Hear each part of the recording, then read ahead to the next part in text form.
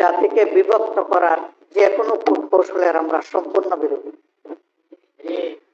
এই জন্য ধর্ম কিংবা অন্য যে কোনো ভিত্তিতে জাতি আবার বিভক্ত হোক, এটা আমরা চাই না। এই ক্ষেত্রে আমরা সকলের প্রতি আহ্বান জানাবো,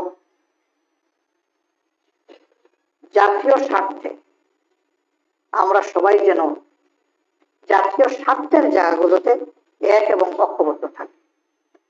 রাজনীতিতে যে স্লোগান দেই আমরা যেন তার বাস্তব প্রতিফলন ঘটাই। দলের ব্যক্তির চেয়ে দল বড়, দলের চেয়ে দেশ বড়। আমাদের কর্মকাণ্ড যেন সেইটাই প্রমাণ করে।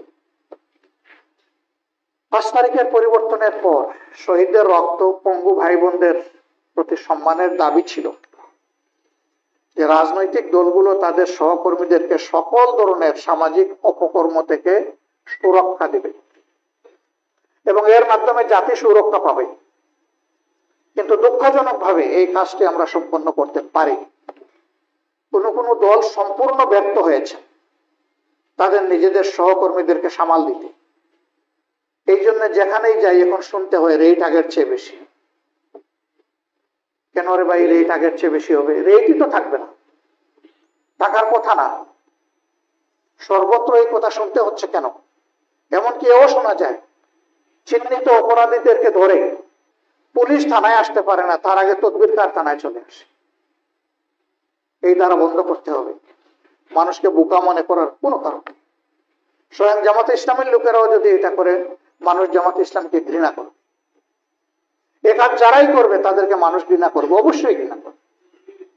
মানুষের ঘৃণা নিয়ে কেউ মানুষের সমর্থন অর্জন করতে পারবেন না। মানুষের সমর্থন পেতে হলে মানুষকে ভালোবাসতে হবে, সম্মান করতে হবে, সামাজিক অপকর্ম থেকে বিরত থাকতে হবে। এটা নির্দিষ্ট কোনো দলের জন্য এই কথা আমার নয়, এটা সকলের জন্য, আমার নিজের জন্য।